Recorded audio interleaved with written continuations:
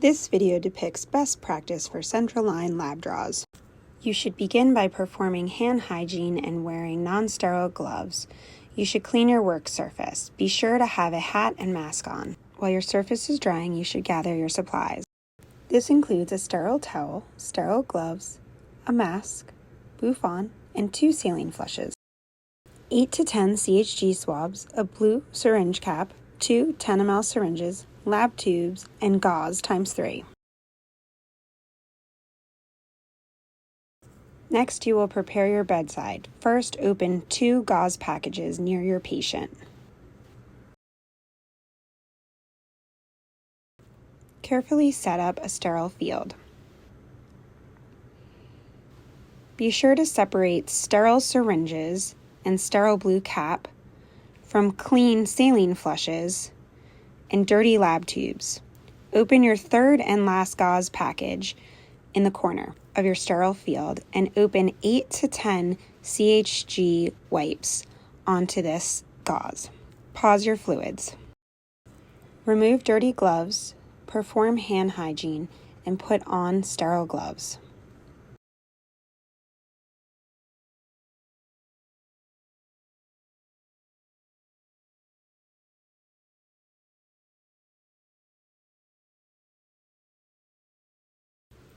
Pick up 2 CHG swabs, 1 in each hand, and clean the outside of your tubing with a 5-second scrub and a 5-second dry.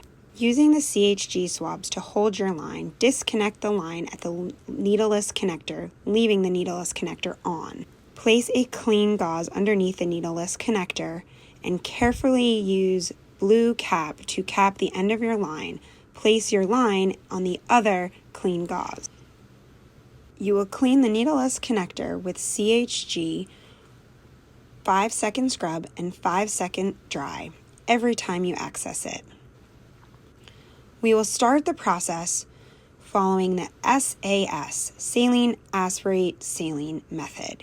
First, you will connect your saline flush. You will aspirate to remove any air in the line. If you see an air bubble, you will disconnect your syringe, remove that air bubble from syringe,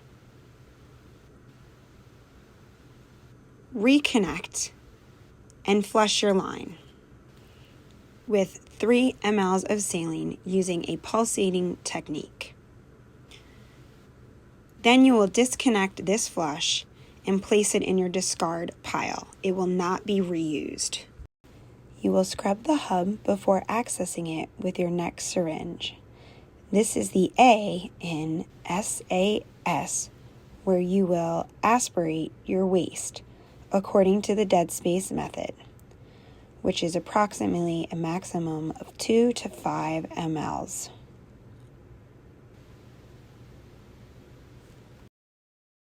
When you disconnect the syringe, be sure to place it back on your sterile field so that it does not get contaminated, as we will be returning the waste. Again, you will scrub the hub, attach your next syringe, where you will aspirate your sample of blood in an appropriate volume.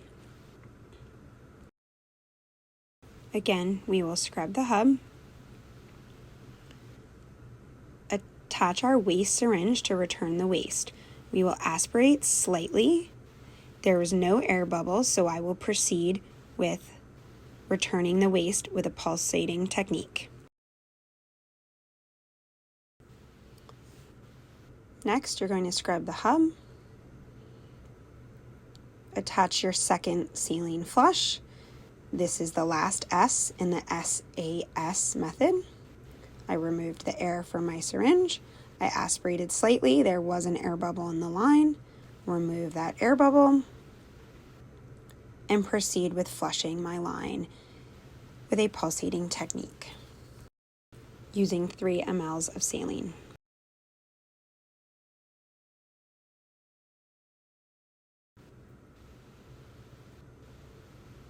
You will next scrub the hub one last time and carefully reconnect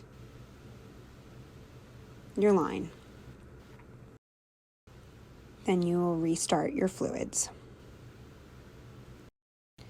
A few reminders. Umbilical venous catheters are central lines, so please follow the prior video. Never use a syringe smaller than a 10 ml barrel to flush or return blood into a Broviac, PICC, or UVC. Smaller syringes create too much force and may damage the lines. Never draw blood from a PICC that is 2.6 French or smaller. All labs can be drawn through the terminal needleless connector, aka the SmartCap or MaxZero, including blood cultures. If the needleless connector appears dirty, it may be changed before drawing your labs. Terminal needleless connectors should be changed according to policy with line changes, which is typically every 96 hours.